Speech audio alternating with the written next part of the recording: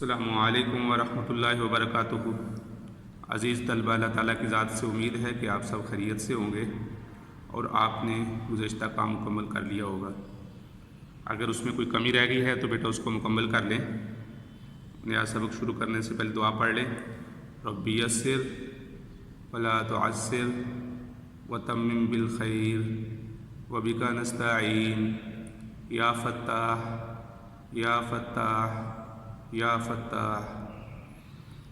بیٹا آج جو ہم سبق پڑھیں گے الدرس الثانی التعبیرات، مختلف موقع پہ جو ہم چھوٹے چھوٹے جملے بولتے ہیں، جیسے کوئی مہمان آئے جیسے کہتے ہیں آپ اندر تشریف لے آئیں، اچھا کوئی بات نہیں، اس طرح کے جو جملے بولتے ہیں آج ہم وہ تعبیرات پڑھیں گے۔ اور مجھے امید ہے جو گزشتہ ہم نے کام پڑھا تھا، یعنی جو ہم نے صفحہ نمبر 83 پہ اسم کی تقسیم با اعتبار عدد کے واحد، تثنیہ اور جمع، اور اسی طرح مؤنث کی جو اقسام تھی وہ پڑھی تھی، مؤنث حقیقی اور مؤنث قیاسی، وہ آپ نے یاد کر لی ہوں گی۔ اگر وہ آپ نے یاد نہیں کی تو بیٹا آپ اس کو اچھے طریقے سے یاد کر لیں۔ پہلے ہم اس کی دہرائی کرتے ہیں، کتابیں کھول لیجئے۔ جی بیٹا، ہم نے اس ہفتہ میں گزشتہ 2 اسباق میں اسم کی اقسام پڑھی ہیں۔ پہلی جو قسم پڑھی تھی وہ باعتبار جنس کے پڑھی تھی، یعنی مذکر اور مؤنث ہونے کے اعتبار سے اسم کی تقسیم ہم نے پڑھی تھی۔ پھر مذکر اور مؤنث کی تعریف ہم نے پڑھی، جو اس مذکر کے لیے آئے وہ مذکر، جو مؤنث کے لیے آئے مؤنث۔ پھر آپ کو یاد ہوگا بیٹا، مجھے امید ہے آپ نے یاد کر لی ہوگی، ہم نے مؤنث کی علامات پڑھی تھیں۔ گولتا آ جائے جیسے جنہ، صلاح، الف ممدودہ آ جائے جیسے، یعنی بڑا الف آ جائے جیسے الف ممدودہ آ جائے جیسے حمراء، یعنی وہ الف جس کو 5 مد تک کھینچا جا سکتا ہے، 5 الف تک کھینچا جا سکتا ہے، حمراء، خضراء، اس کو الف ممدودہ کہتے ہیں۔ اور الف مکسورہ جو 1 الف کی مقدار صرف کھینچا جائے جیسے صغرا، کبرا، تو اس کو الف مکسورہ کہتے ہیں۔ تو یہ تانیث کی علامتیں ہیں، مجھے امید ہے آپ نے یاد کی ہوں گی۔ پھر ہم نے جو مؤنث کی اقسام پڑھی تھی، مؤنث حقیقی اور مؤنث قیاسی۔ تو مؤنث حقیقی وہ جس کے مقابلے میں کوئی مذکر ہو، اس کی مثالیں جیسے ہم نے پڑھی تھی، جیسے مؤنث ہے تو اس کا مذکر ابن ہے، والدہ والد، بہن مؤنث ہے تو اس کا جو مذکر ہے اس کے مقابلے میں بائی ہے۔ اسی طرح اگر جانوروں میں دیکھ لیا جائے تو جیسے میں نے ایک مثال ذکر کی تھی، جیسے گائے ہے اور اس کا مذکر بیل ہے، تو مؤنث قیاسی وہ ہوتا ہے جس کے مقابلے میں کوئی مذکر نہ ہو اور صرف بولنے میں مؤنث استعمال ہو، جیسے یہاں ذکر کیا ہے۔ اردو میں بھی جنت کا ذکر، جیسے اردو جنت مؤنث استعمال ہوتا ہے۔ اردو میں ہمیں کیسے پتہ چلتا ہے لفظ مؤنث ہے یا مذکر ہے؟ وہ جملے میں جب آتا ہے تو پھر پتہ چلتا ہے۔ جیسے جنت بڑی ہے، ہم یہ نہیں کہتے جنت بڑا ہے، تو جنت بڑی ہے۔ کرسی چھوٹی ہے، کرسی بڑی ہے، تو کرسی بڑا ہے نہیں کہتے، اس لیے کہ یہ مؤنث استعمال ہوتا ہے۔ یہ مؤنث قیاسی ہیں، یعنی ان کو ہم نے سنا ہی مؤنث ہے، بولا ہی مؤنث ہے، اہل لغت نے اس کو مؤنث بلایا ہے، ورنہ اس میں کوئی مؤنث کی نشانی نہیں ہے اور نہ ان کے مقابلے میں کوئی مذکر ہے۔ اور عربی میں حال بتا ان کے آخر میں تا لگی ہوتی ہے، یعنی مؤنث قیاسی کے یا اس کے شروع میں یا اس کے آخر میں الف ممدودہ یا الف مکسورہ، ان 2 میں سے کوئی ہوتا ہے، تو یہ اس بات کی نشانی ہوتی ہے کہ مؤنث قیاسی ہے۔ پھر اس کے بعد ہم نے واحد، تثنیہ، جمع پڑھا۔ واحد جو 1 کے لیے ہے جیسے رجل، تثنیہ وہ جو 2 کے لیے، اور جمع وہ جو 2 سے زائد کے لیے آئے۔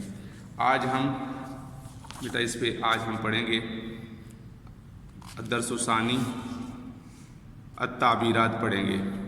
تو یہ بیٹا کھول لیجئے۔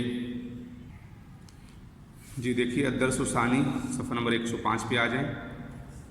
التعبیرات، تو الدرس الثانی تعبیرات، تو یہ آج ہم پڑھیں گے۔ یہاں اس میں تینوں چیزیں ذکر کی گئی ہیں، عربی بھی ہے، اردو بھی ہے اور انگلش بھی ہے۔ دیکھیے گا، عربی میں آصفن، مجھے افسوس ہوا، آئی ایم سوری، اور آپ لوگ اس کو شارٹ کر کے سوری بھی بولتے ہیں، یعنی سوری بھی بولتے ہیں، آئی ایم سوری، کہ مجھے افسوس ہوا۔ عربی میں کہتے ہیں آصفن، یعنی کوئی ایسی بات ہو جائے جس پہ افسوس ہو، اظہار افسوس کرنا ہو، تو عربی میں یہ لفظ بولا جاتا ہے آصفن۔ معاف کیجئے گا، عربی میں کہتے ہیں عفون، عفون، یعنی مثال کے طور پہ آپ جا رہے ہیں تو آج کل بھی ایسے ہی ہوتا ہے، اگر کسی کے ساتھ ٹکر لگ گئی ہے تو کہتے ہیں عفواً عفواً، یا شیخ عفواً مجھے معاف کرنا۔ تو انگلش میں اگر آپ کسی کو تعبیر کو کہنا چاہیں گے تو ایکسکیوز می، تو یہ ہو گیا اردو میں معاف کیجیے گا، عربی میں عفواً، اور انگلش میں سے کہیں گے ایکسکیوز می۔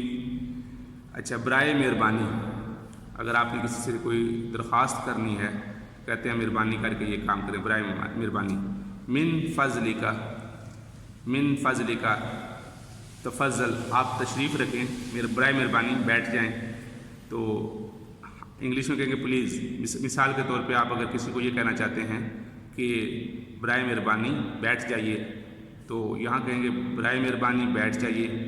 اردو میں کہیں گے من فضلک اجلس، اور پلیز سٹ ڈاؤن، یہ اس طریقے سے، یہ پلیز جیسے، یعنی مثال کے طور پہ میں نے آپ کو جملہ بتا دیا کہ اس طریقے سے یہاں پر آتا ہے، آئیے، تشریف لائیے، آئیے، تعال، کم، حیّن بنا، چلیے، یعنی حیّن بنا، چلیں۔ جس مثال کے طور پہ آپ بیٹھے ہوئے ہیں تو آپ کہتے ہیں چلیے، چلتے ہیں، تو اس موقع پر یہ جملہ بولا جاتا ہے، جیسے لیٹس گو، آپ بیٹھے ہیں اور آپ جانے کے لیے تیار ہو گئے، تو اس موقع پر آپ ان کے ساتھ یہ جملہ بولیں گے بھی چلیے۔ شکراً، شکریہ اردو میں کہتے ہیں، اور انگلش میں اسی لفظ کو تھینکس کہتے ہیں۔ کسی نے آپ پر کوئی احسان کیا تو اب ظاہری بات ہے، انسان جو احسان مند ہوگا وہ کہے گا شکریہ، جزاک اللہ، آپ نے بہت احسان کیا، شکراً، شکریہ، تھینکس۔ اس کے آگے دیکھیں، شکراً جزیلاً، بہت بہت شکریہ۔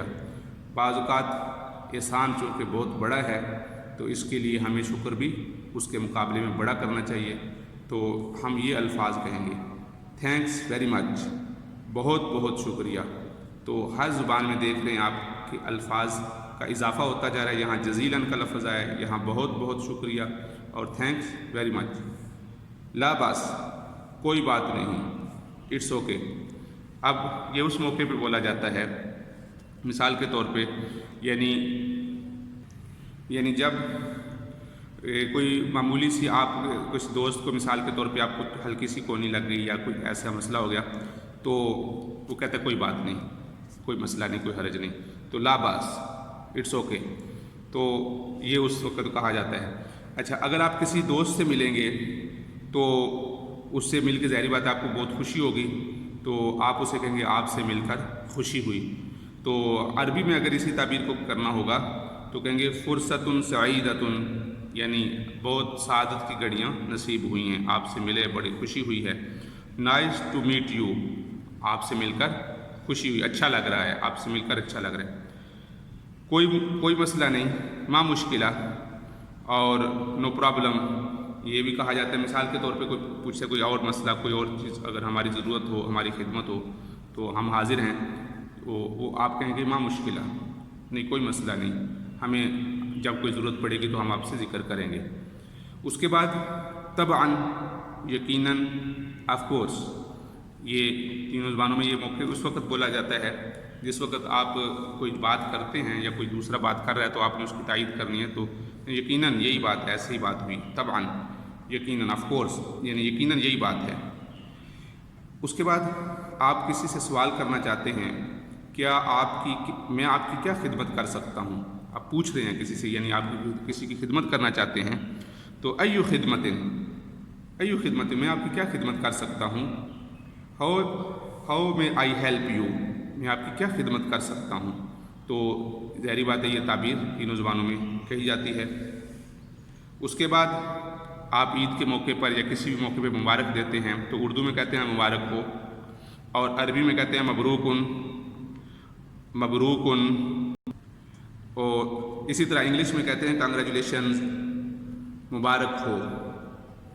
اس کے بعد ٹھیک ہے، طیبن، اوکے، اس طرح کوئی ایسی آپ تعبیر کر رہے ہیں، یعنی کسی نے کچھ بات پوچھی کہ مثلا یہ جو آپ کو چیز دکھائی دی یا یہ جو کام میں نے دیا ہے یہ ٹھیک ہے، تو اس کو ہاں ٹھیک ہے، طیب، اچھا ہے، ماشاءاللہ، اوکے، گڈ ہے، بہترین، تو اس کے لیے یہاں پر یہ تعبیرات کہی جاتی ہیں. یہ ہر زبان میں ہی یہ اس طرح کے الفاظ بولے جاتے ہیں مختلف مواقع پر، تو یہ کم سے کم ہمیں عربی میں بھی یاد ہونے چاہیے.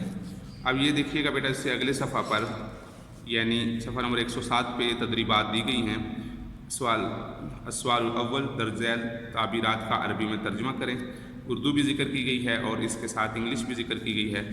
آپ کو ان میں سے جتنے الفاظ آج آسانی سے ہو سکے 3 یا 4 جتنے بھی الفاظ وہ آج لکھ لیجیے گا، اور بقیہ جو لفظ رہیں گے وہ باقی جو رہ جائیں گے وہ کل آپ مکمل کر لیجیے گا. السلام علیکم ورحمۃ اللہ وبرکاتہ.